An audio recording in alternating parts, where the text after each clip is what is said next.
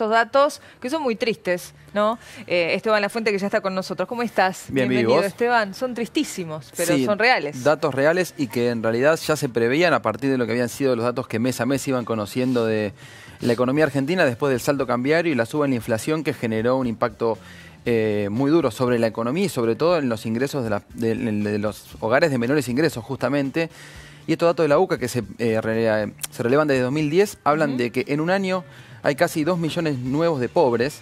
Wow. En un estudio que, como te decía, se hace desde 2010 y considera no solo el nivel de ingreso de las familias, sino también otras dimensiones que tienen que ver con acceso a la educación, claro, el empleo, el medio ambiente, lo que hablan de la pobreza multidimensional. Eso es importante, porque siempre decimos pobres y hablamos de personas que no tienen acceso a cierto dinero, llegar a fin de mes, o que no cubren sus necesidades básicas. Esto es mucho más amplio. Exacto, sí, este índice que introdujo la UCA, que siempre se publica unos días antes del número final del INDEC, que se va a publicar este jueves, esta semana. El INDEC va a confirmar los números de la pobreza.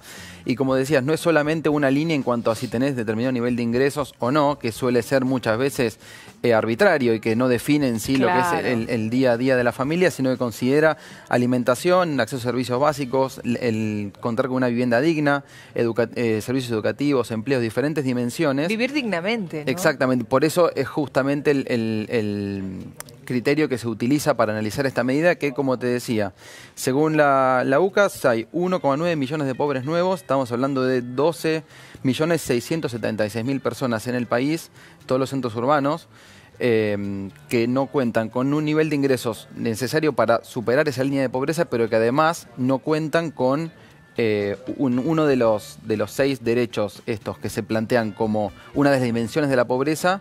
Si uno de estos derechos no está, o sea, está vulnerado, no, esta es una carencia en la familia, se considera dentro de este conjunto de pobres analizado en este informe. A ver, vamos a repasar en placas esto que nos está diciendo Esteban, que es, por cierto, por demás interesante, triste, duro, como quieran llamarlo, ¿no? Ahí tenemos nosotros pobreza multidimensional, que es lo que hablabas al comienzo. Así es, y este es el indicador general que, como vemos, subió, es el valor más alto en la gestión de Mauricio Macri y el valor más alto desde la serie de 2010, que es cuando se comenzó a medir este indicador por parte de la UCA.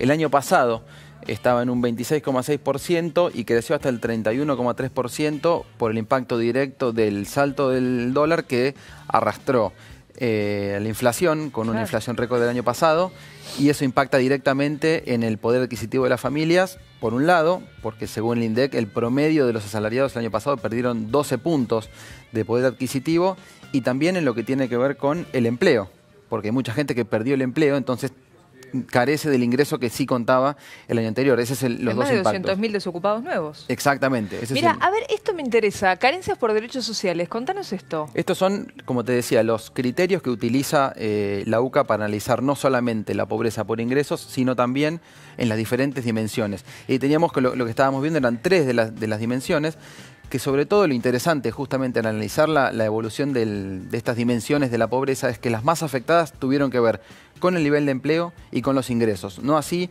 otros como por ejemplo la vivienda o la educación, que si bien empeoraron, es cierto, los datos lo indican, no tuvieron una situación tan negativa como sí empleo e ingresos. Empleo e ingresos, que son las dos cuestiones que están mostrando del impacto de la corrida cambiaria y todo lo que se arrastró el año pasado a partir de mediados de abril. ¿Te acordás que lo habíamos comentado acá? Cómo el salto del dólar y después el récord de inflación arrastró la economía en un deterioro del empleo, de la producción y demás.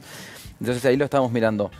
26% era la población que no contaba con el acceso cubierto a la alimentación y la salud, saltó al 28,2%, esto es a nivel hogares, pero como te comentaba, en los servicios básicos del 37,7% bajó al 34%, lo cual está mostrando una cierta mejora en acceso a diferentes servicios, como puede ser cobertura de servicio eléctrico o de gas, diferentes cuestiones que hacen a la infraestructura donde sí se trabajó, tal vez cloacas, diferentes cuestiones que son más, ¿cómo llamarlo?, no tan impacto directo en lo que es la economía cotidiana en cuanto a tener empleo o en el ingreso, sino cuestiones de reglamento que eso sí mejoraron. Lo que sí se deterioró fuerte, como te comentaba, era el acceso al empleo y la alimentación. Tremendo. Que de hecho, como vemos, alimentos en los hogares el 28%, según la UCA, no tiene esa dimensión cubierta.